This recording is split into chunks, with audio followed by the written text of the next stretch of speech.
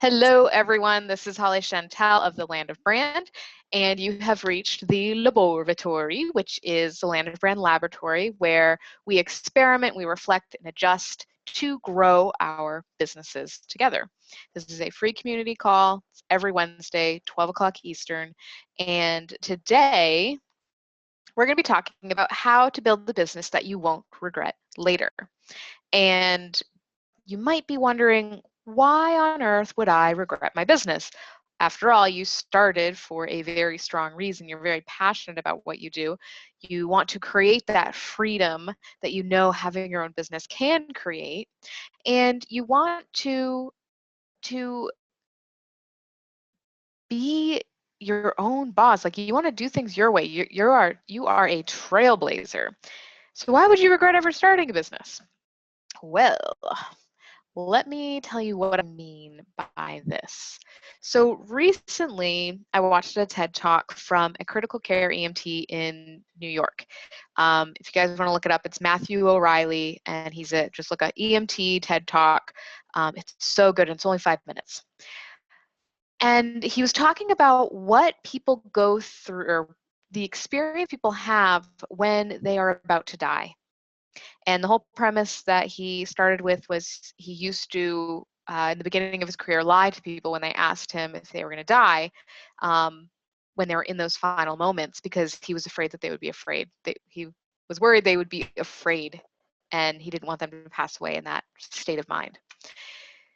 Then he started telling people that they were going to die.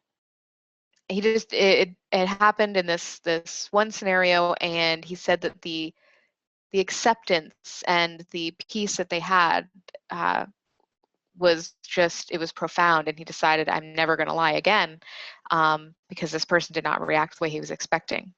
What he found then, over the course of working in this really incredible job that he's in, spending those last few moments with people that have been in some kind of tragic accident, is that there's 3 common needs, or I'm going to translate these into regrets, that people have when they die.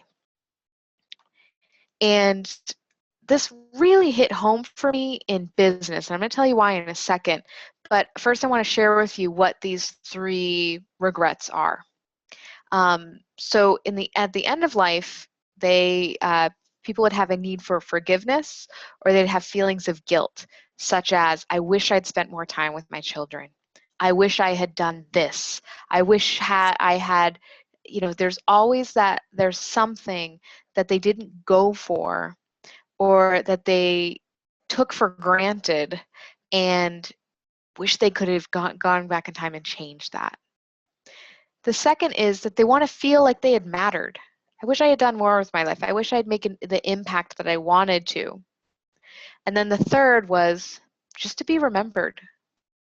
They don't want to feel like their time on this earth was fleeting, and that no one really cared that they're gone. So those 3 things are really, really profound, and you might wonder, well, how does this relate to your business? And this TED Talk, again, it only took 5 minutes to watch, really put it into perspective for me as to why I really do what I do. Because people have asked me, why do you do what you do? This is a really common question people ask in branding, and in general conversation. And my answer has always been very hard to articulate.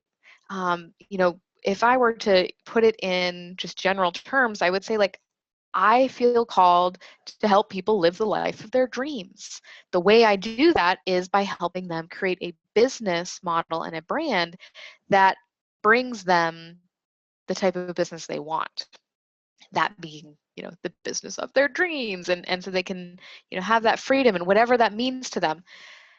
And, being someone that really focuses on creating very specific language that, creates a picture in your head so that you know what it is I'm talking about. And I do this all the time for everyone else.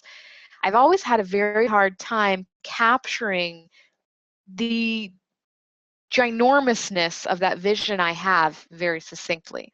And to be honest, I haven't really quite found those words yet, but that's what this webinar is about, is to get that, sometimes I process my thoughts and how I want to talk about things by doing these webinars.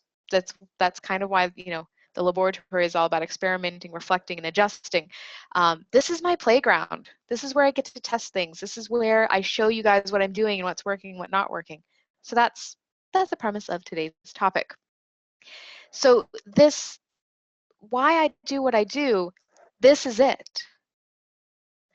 I want people to have a business that supports the life of their dreams so that when they are on their deathbed, they don't have regrets.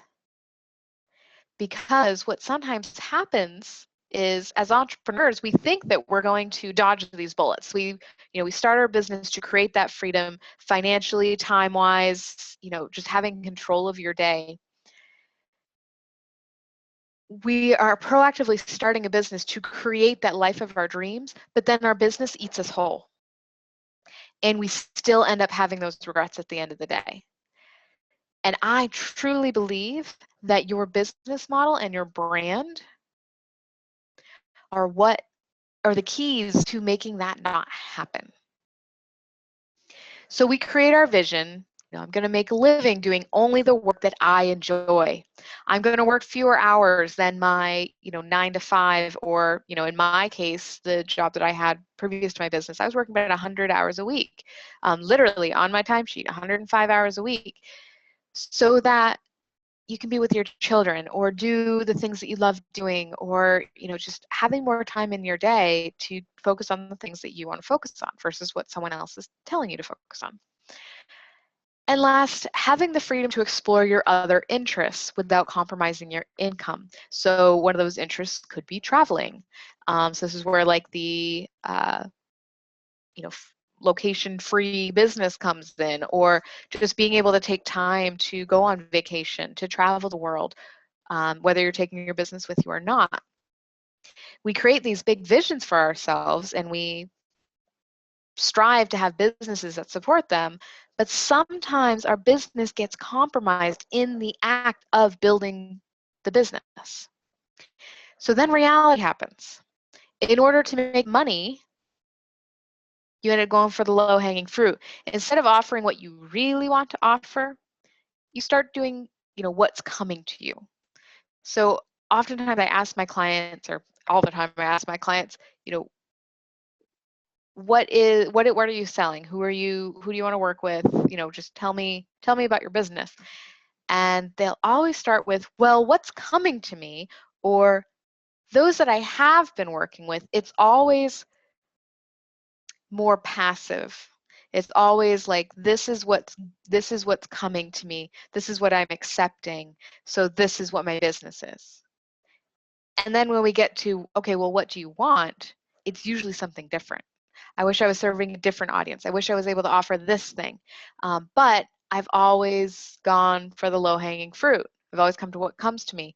Or when I work with a coach, they say, what you want isn't possible. Let's do this instead because it's easier. It's more profitable. What you want, people aren't going to pay for that, which, by the way, is BS. And I love when people come to me with that, because literally, like just in that discovery call, I can usually come up with like at least 3 different ways we can make their vision happen. So in order to keep up with your business and grow, you end up working longer hours. There goes that time freedom. I need to get my business off the ground, so I'm having to sacrifice every minute of the day in order to do that. It happens. And you get so busy when your business is successful that you don't have the time to do the things you enjoy. So those hobbies you have, the interests you have that you started your business to be able to support financially and to have the time to do, you end up so stressed that you forget about them. A year goes by and you realize, I haven't even gone on vacation. Time ends up slipping away from you. So the reason you started your business ends up kind of falling by the wayside in the reality of actually running that business. And it doesn't have to be that way. And I want you to trust me here, because I know all about this, because this, this really is my story. So, and I know that it's a lot of other people's stories as well. So if this isn't you, that's fine. But I have a feeling that a lot of the people that are going to be listening to this, this really is their story. For me personally, um, I started my business with the intent of being able to stay home with my kids when I had them. Well, here's what happened. I was working, 60 hours a week. I love my business. My business is like everything to me. And at that point, it literally was everything to me, because I didn't have kids. Now, my kids, it's a little, had to find a balance there. So when I started my family, I had to cut my hours to 25. Actually, I cut my hours to 15 hours a week, which was so hard to be able to, keep the income flowing, that kind of thing, with such a, scarce amount of time resources. And now I'm up to about 25 hours a week.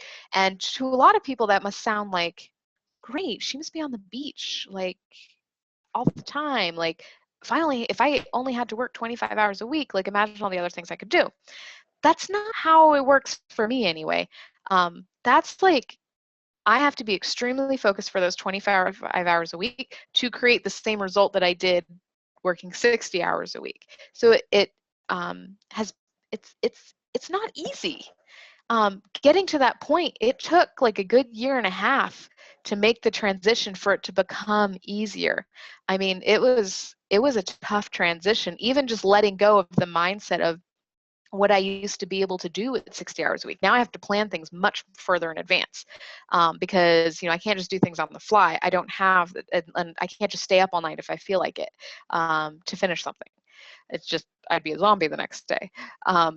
So while yes, I work 25 hours a week, and that's great, and now it's much easier. During the time, it was not easy. Making that transition was tough, and it took a long time. And now I can show someone, for one, part of the reason why it was so hard is because I didn't plan for it. I had this very naive notion that I was going to have kids and still be able to, do my normal stuff. Long story about why I had that naive notion, but there is a good reason behind it. Yeah, it didn't happen that way. So part of the problem was that I hadn't planned for it.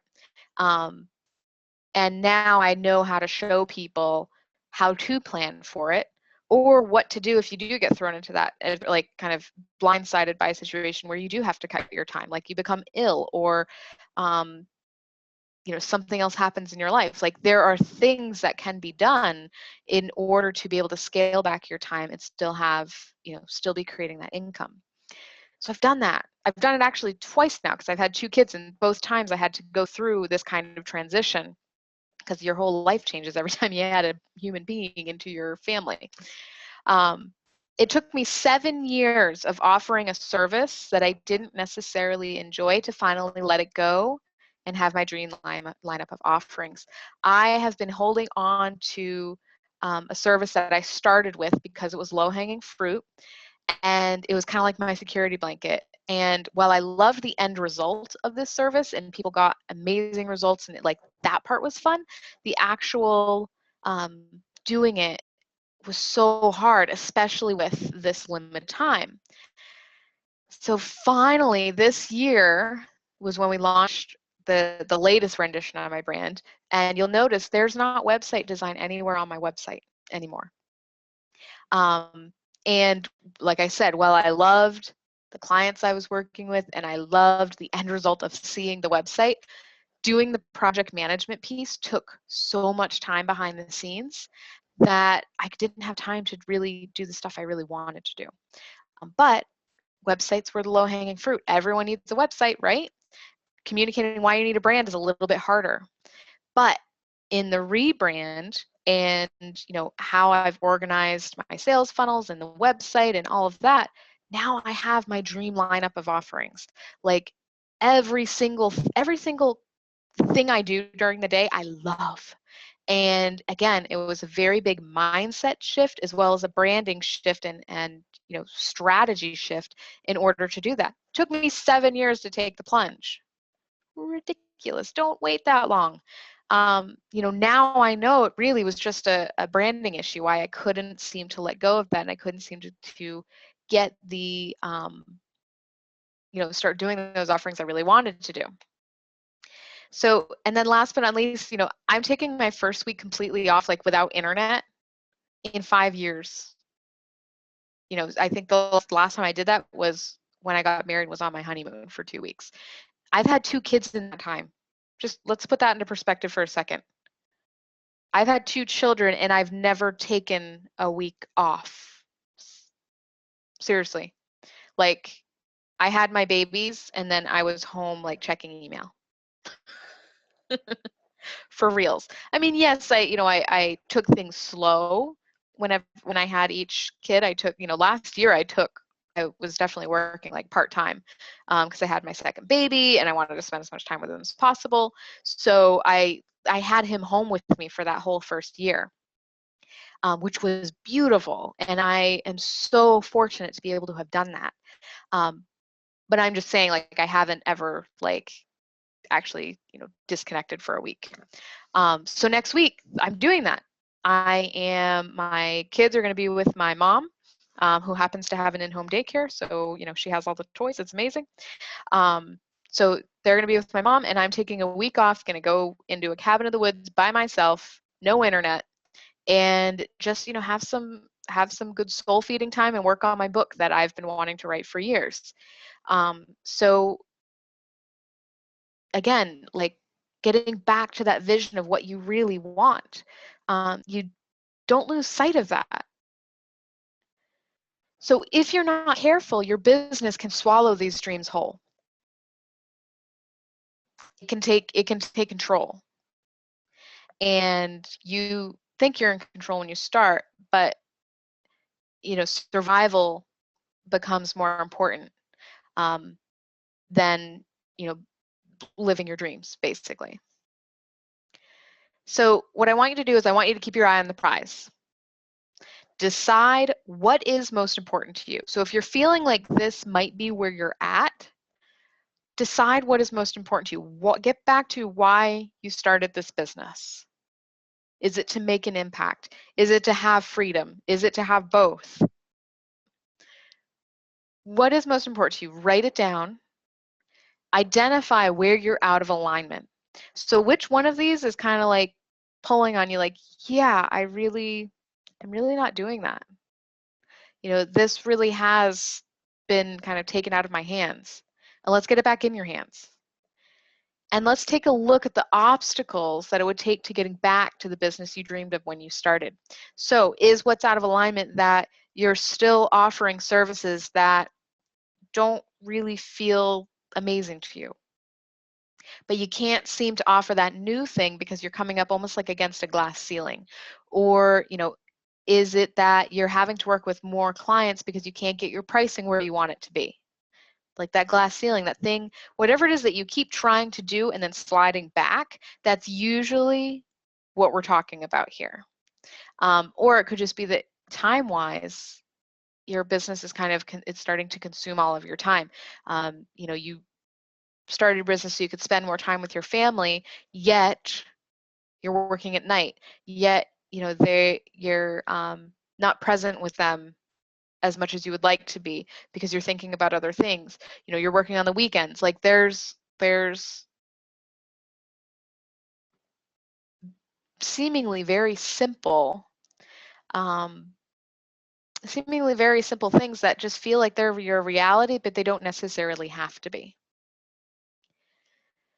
And usually these are due to 2 big categories, and I think I already mentioned these. One is a branding issue. So you're attracting the wrong people, or you're unable to offer the services you want because they're not positioned right.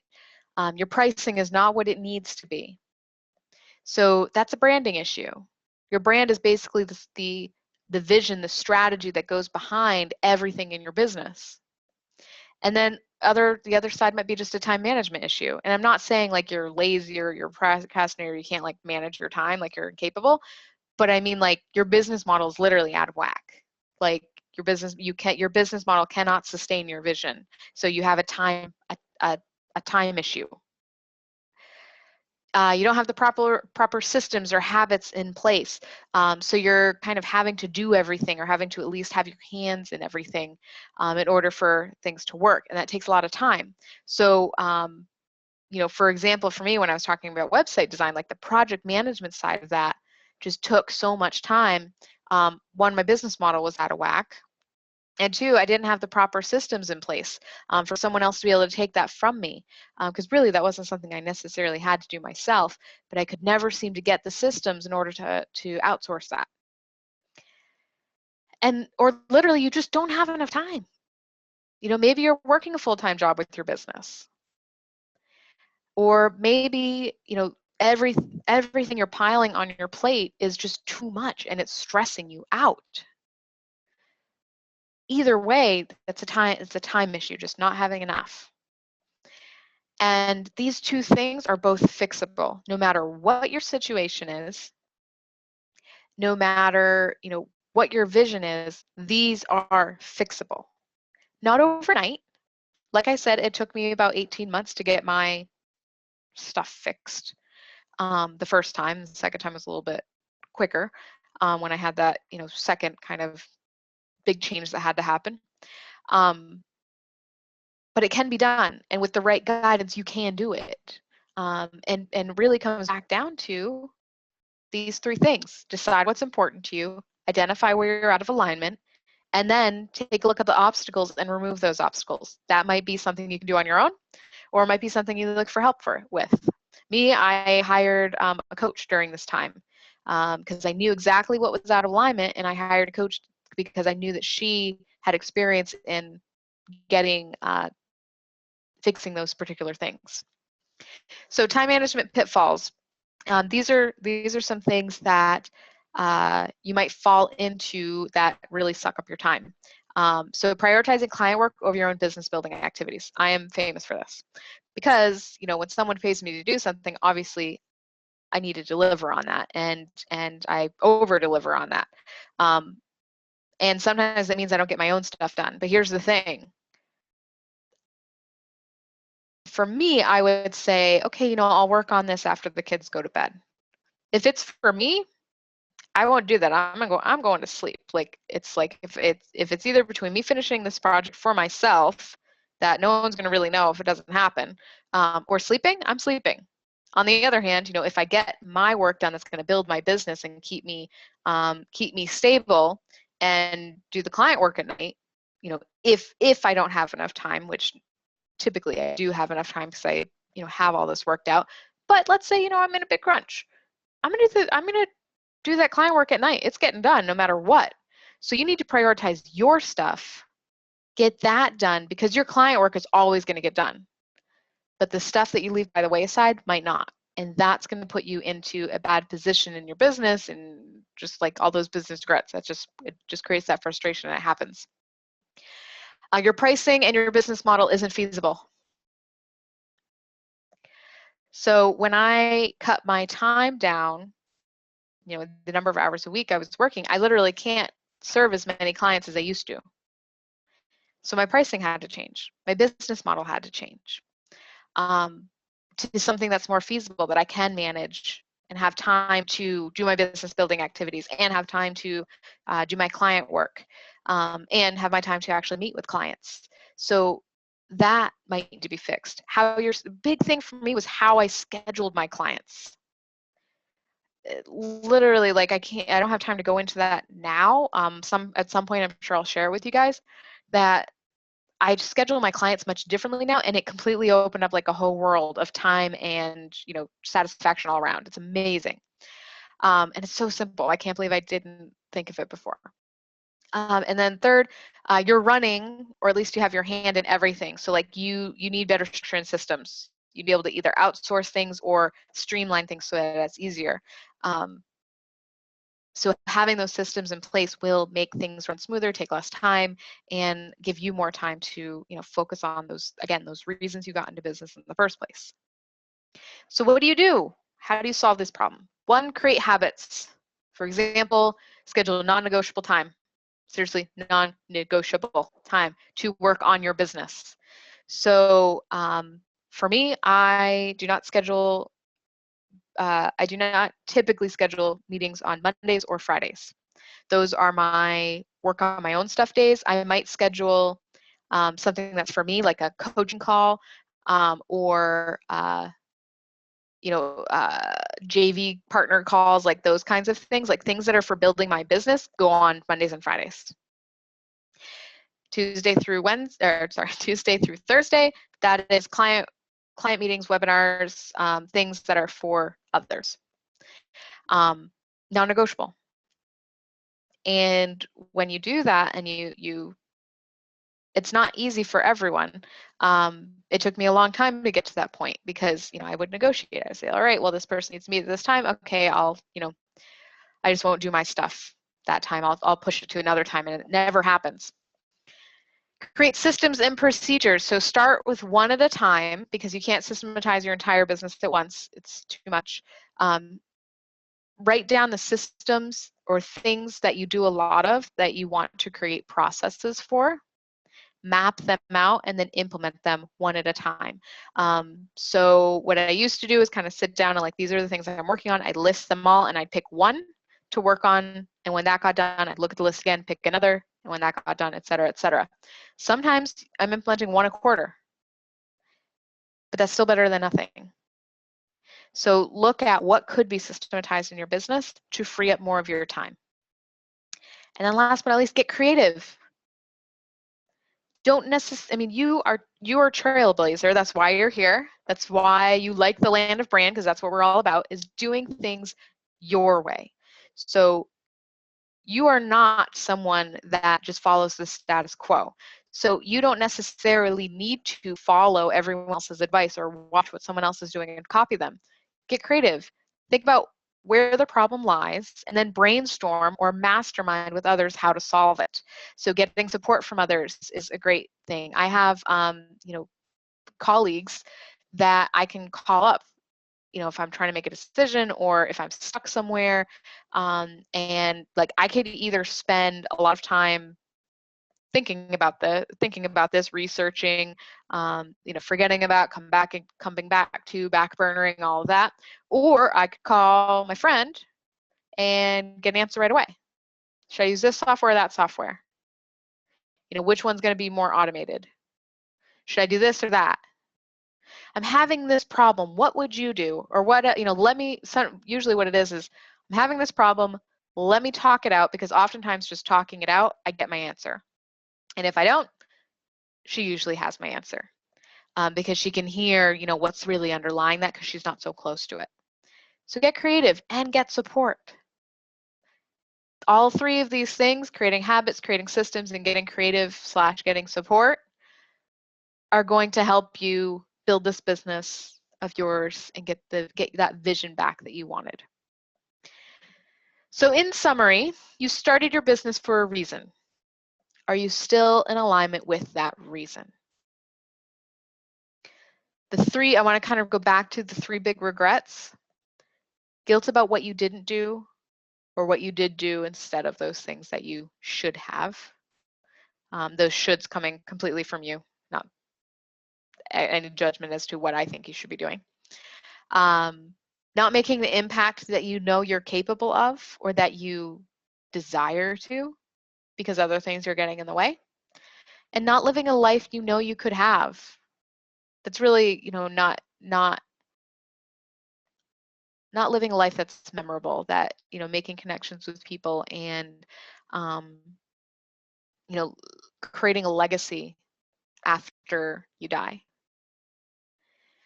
So you can, and then last but not least, you can get back in alignment with the right branding and time management practices. I know that sounds like stupid simple, but, and these aren't like overnight fixes, but those where the problems lie.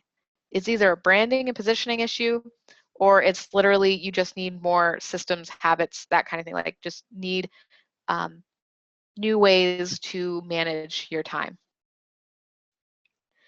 So here's my shameless plug for the Trailblazers Collaborative. I told you guys that I would be sharing something with you today. This isn't something that's even launching for a couple months. I don't even have an official launch date, but I'm like so in the middle of working on things around it that I get really excited about things that I have to share. So the Trailblazers Collaborative is going to be all about this stuff. I'm currently writing the prospectus, which is like the mission statement for this program, and I'll send it to everyone when I have it. But basically what it's going to be is like, remember I said set non-negotiable time to work on your business. We're going to provide that. And it's going to be non-negotiable because we're all going to be there. We're going to call you out if you don't show up. And you're going to be paying into it. You know, you're paying for this program, so that makes it like you kind of have a financial obligation to yourself in order to use it, right? So you're going to have regularly scheduled work time to start creating the habits that support your business. And we'll talk, you know, I'm sure I'll be talking more and more about what those habits look like. Training and systems and business models that you can take and use. So we'll be doing monthly training calls, you know, largely driven by what you guys need. And I'll be sharing all of my systems. I'm starting to put together like my own processes, like basically documentation on what I do in my business for the last 8 years, what some of my clients have done, like just ideas for you to take and use. And take and copy, like some of these things you can probably just take and literally use. And then support with Q&A calls with me. So we'll be doing Q&A calls once a month where, you know, you want me to look at your copy, you need me to look at your website, you just have a question, you're not sure which software to use, you're not sure how to, you know, should I go with this headline or that headline, this webinar topic or that webinar topic. So those questions that come up, so that creative problem solving and support, that's going to be delivered through these Q&A calls. And literally, I'm going to be working with you over the course of like a year. So I'm really going to get to know your business and be able to answer these questions very easily and very quickly. And so you don't have to waste time, that precious resource, on trying to figure things out on your own, or getting an answer that you know, may or may not work for you. And then plus the hive mind. So it's a collaborative. So everyone is coming with a set of experiences and you know, what they've done and what worked for them and what didn't work. So you can really tap into the hive mind to also get creative problem solving and also get, you know, help making those decisions and basically just getting unstuck quicker. With those, like, it's always like those little things, like which webinar platform should I use, like something like that, or you know, what should I wear for my headshots? Those seemingly simple things can really take our mind and our time, suck up our time away from what is actually important. So the Trailblazers Collaborative is going to be this, creating a business or getting your business back into alignment with your vision. And it's really, we're putting like fundamental pieces in place and supporting you through over the course of a year to do that. So I'm really excited about this. This idea has been percolating for 3 years now, and I'm finally, you know, getting the cojones to actually launch it. I don't know what has been scaring me up until now, but you know, I feel like everything's falling into place. So I just had to share that with you guys, and you know, I'll be sharing more soon, obviously. So August 9th at 12 o'clock is our next LOBoratory call. You'll notice that is not next week. That's the week after, because like I said, I'm going to be in the woods next week doing my own thing. So we're going to be meeting in 2 weeks, and we're going to talk about the curse of the Trailblazer, how to maintain momentum in your business. So what typically happens with Trailblazers is we get an idea, we run for it, and it fizzles out, and then, you know, we move on to the next idea.